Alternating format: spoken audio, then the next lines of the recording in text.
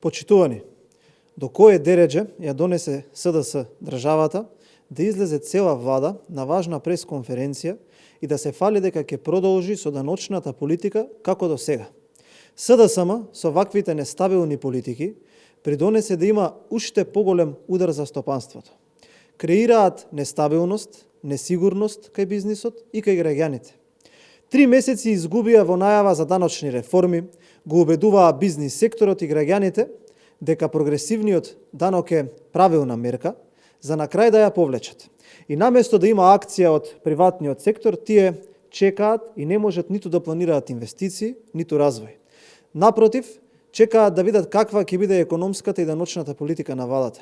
Но драго ни е што после вкупно 13 години како партија и после 5 години како влада, СДСМ се откажа од нејзините даночни авантури и конечно прифати дека рамниот данок, воведен од ВМРО ДПМН, е стабилен, развоен и предвидлив даночен концепт, поволен и за стопанството и за граѓаните. Со оваа пресконференција СДС докажа дека немаат стратегија за даночна реформа која помпезно ја најавуваат.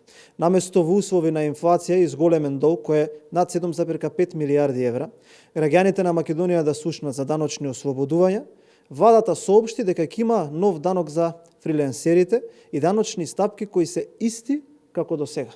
Безидејност, презентирана преку пресконференција долга 1 час, е налик на минатите пресконференции, кои ги држат долго време за да ги манипулираат граѓаните дека наводно нешто направиле. Ја потценуваат интелигенцијата на македонскиот народ, презентирајќи правичност во оданочувањето, а всушност реалноста е сосема поинаква. Покрај тоа што власта ги прифати предлог мерките за ублажување на енергетската криза, сега и окинувањето на прогресивното оданочување, кое што сакаше да го воведи СДС, е на инсистирање на ВМРО ДПМН. Не дозволивме граѓаните да плаќаат за неспособноста на власта.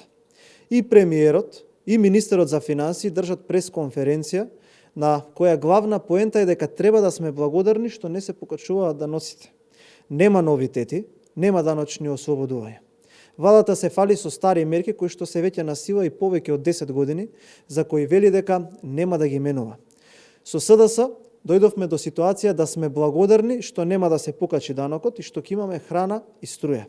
На крај, бараме да не ја истоштуваат дополнително и таа кревка економска состојба која што имаме, туку веднаш, во најбрз можен рок, овие мерки и сите други кои ги предложивме да ги достават до собранието на понатамошно разгледување и усогласување. Граѓаните се уморни од калкулантските политики на власта. Потребни се итни мерки за помош на граѓаните и на бизнисот. Ви благодарам.